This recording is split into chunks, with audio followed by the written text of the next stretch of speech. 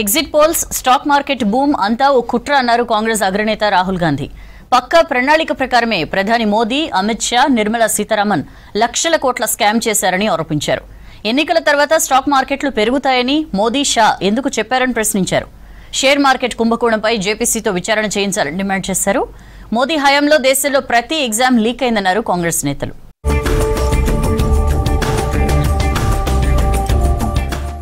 లోక్సభ ఎన్నికల ఫలితాలకు ముందు స్టాక్ మార్కెట్ బూమ్ పెద్ద కుట్ర అని ఆరోపించారు కాంగ్రెస్ అగ్రనేత రాహుల్ గాంధీ.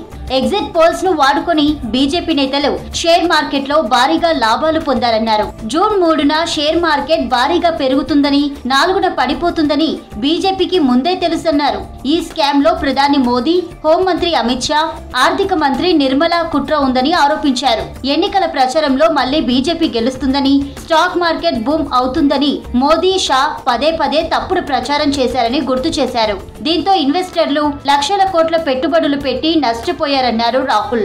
नरेंद्र मोदी जी कहते हैं stock market will break records on June 4th, फिर 28 मई को रिपीट करते हैं. 3 जून को स्टॉक मार्केट सारे रिकॉर्ड तोड़ देता है और 4 जून को खटाक से स्टॉक मार्केट अंडरग्राउंड चला जाता है. 30 लाख करोड़ रुपए का लॉस होता है. किसका लॉस होता है?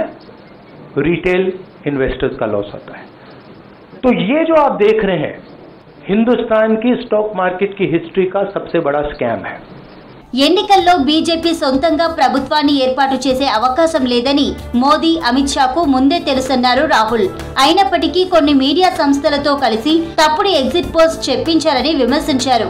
ఎగ్జిట్ పోల్స్ కు ముందు రోజు ఎవరెవరు పెట్టుబడి పెట్టారో విచారణ చేస్తేనే తెలుస్తుందన్నారు. లక్షల కోట్ల విలువైన షేర్ మార్కెట్ స్కామ్ పై ప్రభుత్వం జేపీసీతో విచారణ చేయించాలని డిమాండ్ చేశారు రాహుల్ గాంధీ.